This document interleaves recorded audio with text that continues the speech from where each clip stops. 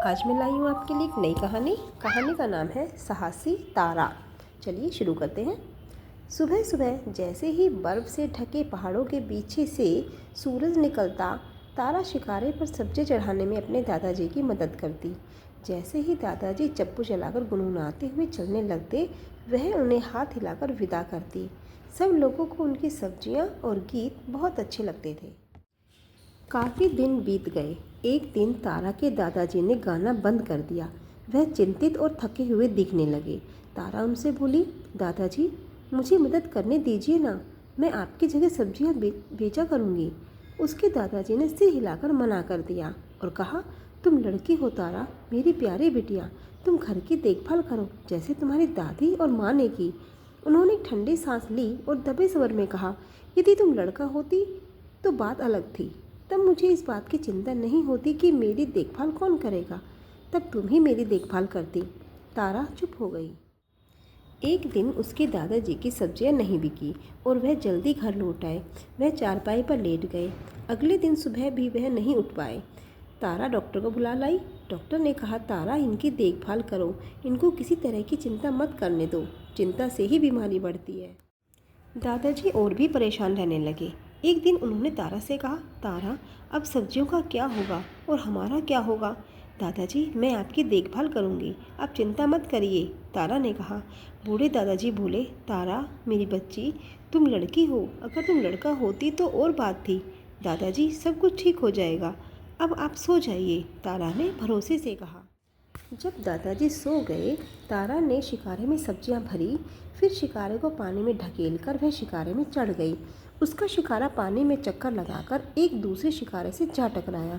दूसरे शिकारे के मल्लाह ने चिल्लाकर कहा, तारा ये क्या कर रही हो, उस शिकारे से निकल जाओ, नहीं तो डूब जाओगी।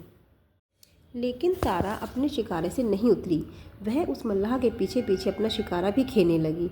वह वैसे ही चप्पू चलाने लगी जैसे वह मल्लाह चला रहा था। उसने अपने शिकारे को बाईं तरफ ही रखा। धीरे धीरे शिकारा भी आगे बढ़ने लगा। उसका शिकारा एक बगीचे के पास से निकला। वहाँ औरतें खीरे तोड़ रही थी। जब उन्होंने तारा को देखा तो सब हंसने लगे और उनके बच्चे चिल्लाने लगे, देखो आज तारा शिकारे पर है। कुछ बच्चे साथ साथ दौड़ते हुए गाने लगे, तारा ओ तारा गिरेगी शिकारे से जब, पानी में डूब जाएगी तब।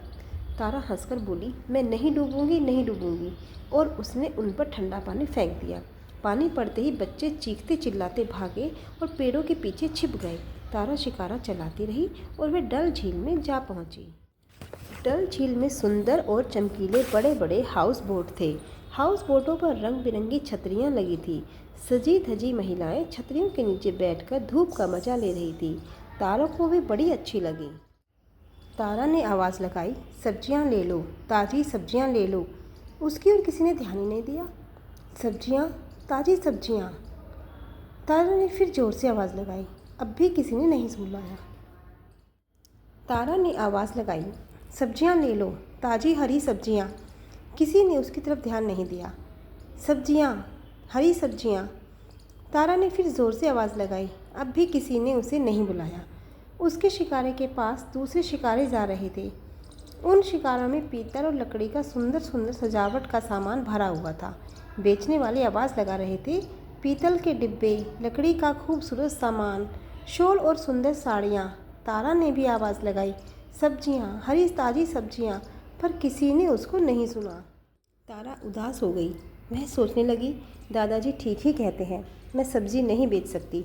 उसे लगा जैसे दादाजी कह रहे हैं, तारा अगर तुम लड़का होती तो मुझे कोई परेशानी नहीं थी। तारा को अपनी बात याद आ गई। तारा ने मन में दोहराया, मैं भी बेचकर दिखला दूंगी। वह उठकर खड़ी हो गई और ज़ोर ज़ोर से गा गा कर सब्जी बेचने की आवाज़ें लगाने लगी। दूसरे सामान वाले चुप हो गए और उसे देखने लगे। महिलाएं रेलिंग पर झुककर उसे देखकर मुस्कुराने लगी। हाउस बोट में रहने वाले बच्चों ने उसे पुकारा, आओ इधर आओ, हम तुम्हारी सब्जी खरीदेंगे। सब लोगों ने तारा से सब्जी खरीदी। तारा एक गीत गुनगुनाती हुई घर की ओर मुड़ी। वह खाना पकाते हुए भी धीरे धीरे गाती रही, जिससे दादाजी सोते से न उठ जाएं। थोड़ी देर में वह उनके लिए खाना लाई और बोली, दादाजी मैंने सारी सब्जियां बेच डाली, कल मैं इससे ज़्यादा भी बेचूंगी।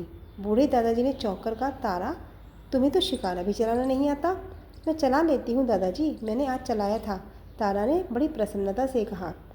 तौलिया से उसने प्यार से दादाजी का चेहरा साफ किया और कहा, मैं सदा आपकी देखभाल करूंगी, मुझ पर विश्वास रखिए दादाजी, आपको चिंता करने की ज़रूरत नहीं है। दादाजी ने खुश होकर कहा, मेरी नन्ही तारा, मैं चिंता नहीं करूँगा, जब तक तुम मेरे पास हो मुझे काहे की चिंता। तो कैसी लगी कहानी आपको? कमेंट सेक्शन में ज़रूर बताएं। धन्यवाद।